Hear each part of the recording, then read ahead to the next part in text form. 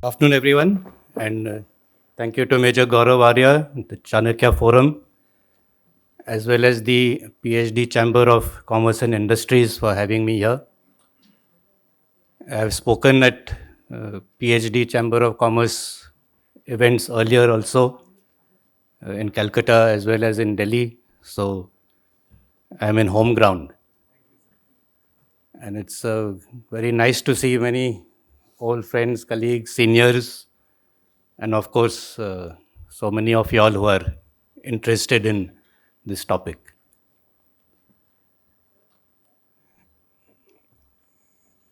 The subject is an argument for a leaner army, but I would like to go back a few steps. We cannot jump to this straight away.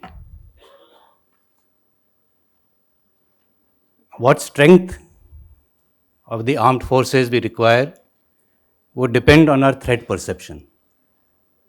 And based on that, what is the combat potential that we should have of the armed forces, the army, navy, and air force?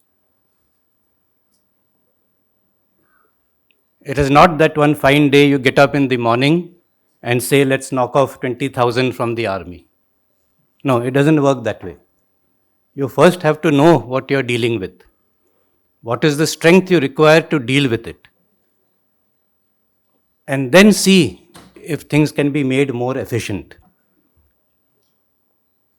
Then see with lesser numbers, whether of men and material, can you achieve the same task that has been given to you? Can you still have the same combat potential? And yes, within that, it is possible to have a leaner army. But as I said, you can't jump straight away to a leaner army. And if we can have a leaner and meaner army, then I think we can look at it under three heads. One is housekeeping, one is transformation, and one is technology.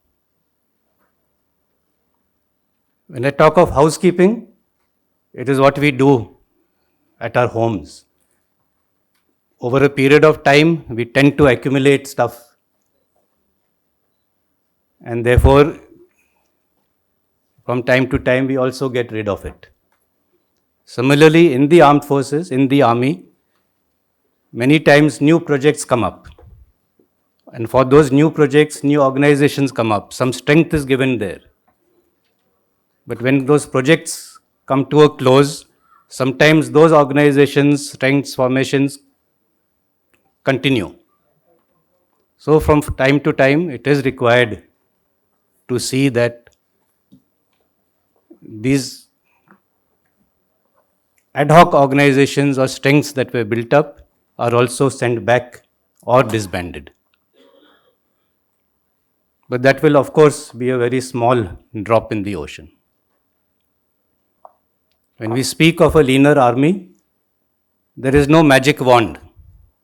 It is not that you'll wave a wand and suddenly 10, 15,000 people will disappear.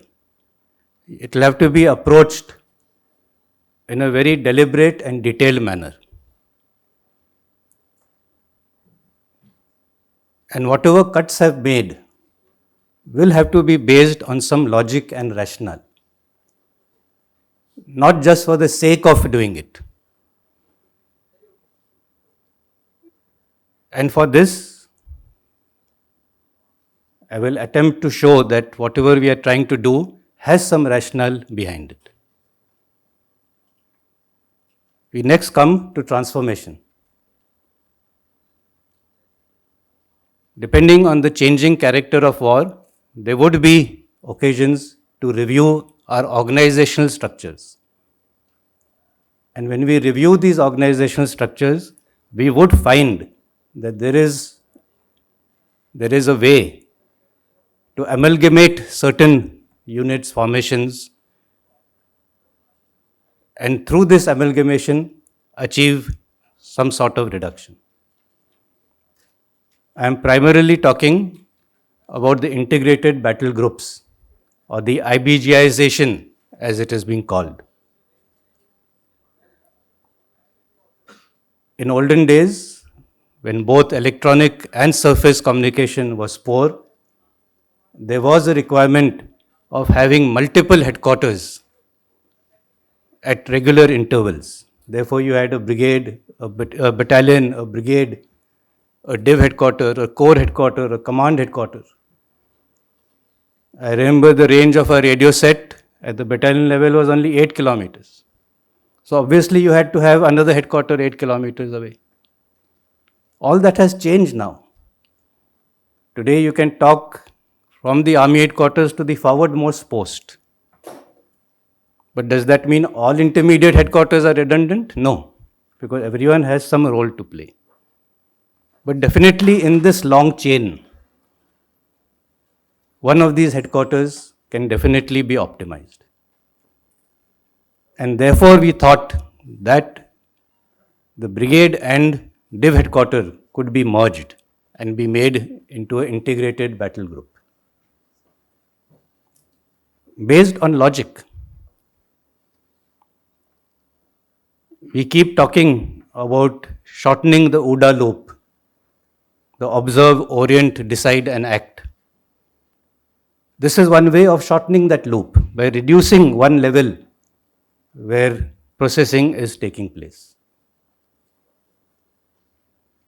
And if we do that, in each of the cores, we have 14 cores, and in each of these cores, if we go in for the IBGization, by and by, and merge the div and brigade headquarters, then we could save potentially between 2,000 to 2,500 men per corps as part of this process.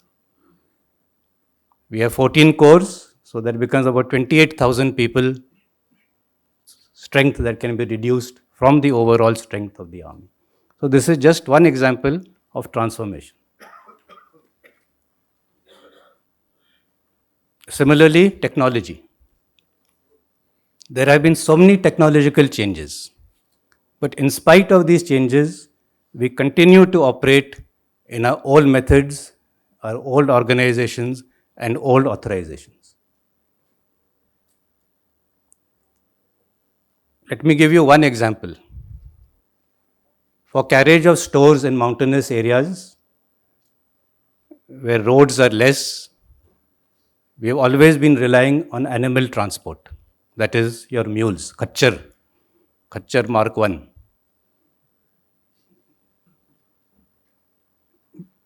And we have about 6,000 mules deployed in various forward areas, and another 6,000 in reserve in our remount veterinary depots. As Eastern Army Commander, whenever I went to my corps, 3, 4 and 33 Corps, and I asked them, how many times have these mules actually been used? Out of the 13 sections of mules that you have, how many have been used? It was maybe 1 or 2. Because roads have come up now, where earlier mules used to go. Things have changed. Now you have drones. You have drones which are capable of carrying an equal amount of load. You don't require a mule. That's why they're called mule drones. They can carry 20 kilos each. What could be done, or what needed to be done by 2 or 3 mules can now be done by 1 drone. Do we still require those 6,000 mules? Or can we do away with it? 6,000 mules means equal number of handlers, 6,000 handlers. Their ration, water, khana pina, the expenditure on that.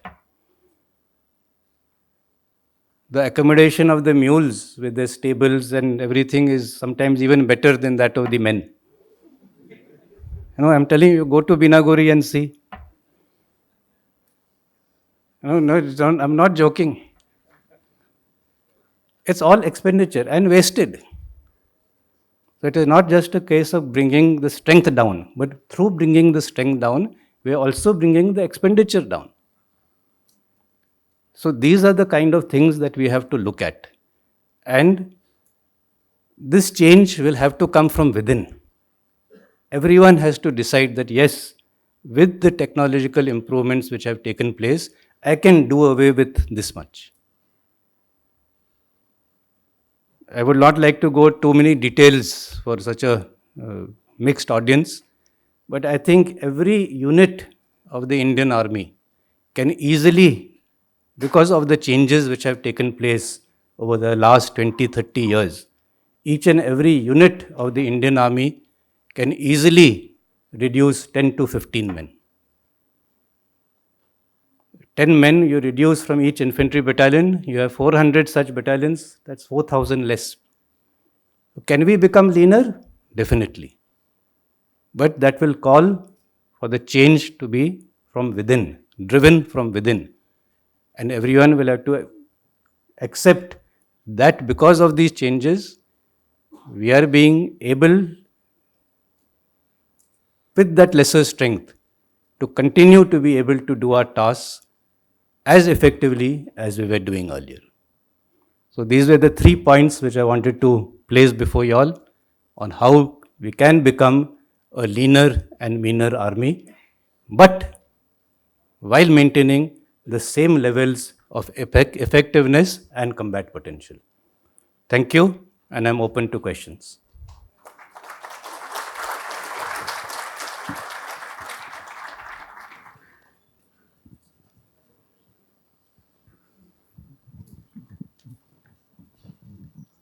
If anyone would be having any questions, you can free to ask. Otherwise, yes, sir, please. Sir, General Ranjan, sir. Sir. General Hassan, sir. Thank you, General Naravane. Always a pleasure Yes. to meet you and listen to you. While agreeing entirely with what you say, absolutely. My only suggestion and advice would be one thing which we always followed in the armed forces and never forgot: back to basics. Don't tamper with basics when you're doing this reorganization and creating a leaner army. And for that, you got to do a tremendous introspection, which you have yourself mentioned. You have to do an introspection for it. But for the sake of cutting, don't tamper with basics. That's my only advice, because I think the wisdom of the ancients continues to thrive with us. And if we question that wisdom many times, we may tend to go wrong. Thank you. Thank you, sir. I can't argue with you. You were my boss once upon a time. Sir, General Ranjan, sir. So, Major General Rajan Kocher, sir. I would like to ask you a question about the Agniveer schemes. Agniveer, a lot of debate has gone in the media on this scheme, and ultimately a kind of mathematical model was also generated, stating that we are going to reduce in strength over a period of time, and will it affect the readiness of the armed forces? I would like to seek your comments. I don't think there will be any significant reduction in the numbers, but as far as this scheme is concerned, I would only like to highlight that in life, the only constant is change. So we have to change and move ahead. But equally, there is a saying that more things change, the more they remain the same. So let's put it that way. Okay, we can have the last 2 questions. Anyone? So, to your right, sir. Yes, sir, please. So, Bipindra from Defense Capital, sir. So, you were the Army Chief and you did go through the process of IBGization, as you put it. If you could just elaborate for our understanding, what has been the impact of the change that you were putting through, and how long is it going to take before we finally realize that particular state? And also, sir, jointness. That's the buzzword at this point in time in the 3 armed forces. How would jointness impact this leaner army ideas? The process of IBGization is still underway. We have identified 2 of the corps to be the test beds for this process. uh, once again, these changes are going to take place or take effect over a period of 1 or 2 years. It is not that one fine day you're in one form and the next morning you're in IBG form. The transition itself, the posting in and out of officers and men from their various units, the relocations will happen as part of the standard moves from field to peace, which will also happen as and when they are due. So all these will take their own time. So we think that for one formation to transform into this IBG mode would take at least about 2 years. And even if we do more than one formation, that is more than one core at a time, for all of us to get into this new form may still take a decade or so. But that is the way it happens. Even when the PLA was transforming into something akin to this, they took more than a decade plus for that change to occur. I heard and read about that change when I was doing the higher command course in 2003. And that change came into effect about 15 years later. So that is how these transformations will happen. They're not sudden. And similarly, in jointness and in transformation, in the joint structures, and I know the topic of theatre commands is very much a burning topic and uppermost in our minds. Even in that, the change will happen gradually. And as we learn, we will make mid-course corrections to make sure that while we are transiting one way to the other, at no point of time are we operationally compromised. As General Hasnain said, one foot will always be on the ground. Good afternoon, sir. First of all, thank you so much for addressing all of us with your kind words. I just have 3 points and I would love for you to address them. Firstly, being how about we integrate civilian contracts like we've seen in many other nations into our military for maintenance of infrastructure and ideals so that the time of the troops is better utilized in their training and their advancement, not only in their physical capabilities at times of war, but also their entire self well-being. Secondly, sir, I have a small doubt regarding the Agniveer scheme. As you were an integral part of the formation of the entire thing, wouldn't this affect the brotherhood between the troops during a specific operation? And thirdly, the last point being, how about an integration of AI or artificial intelligence for that matter into the military for simple basic commands and operations so that the aim of having a leaner army could be achieved more easily? Thank you so much. That's all from me. Well, we are trying our best to integrate AI into our systems. However, at the end of the day, there will always be a human in the loop because the field that we are in, which results in death and destruction, cannot be left to a machine. There will always be ethical considerations which have to be kept in mind, and therefore the human element will always be important.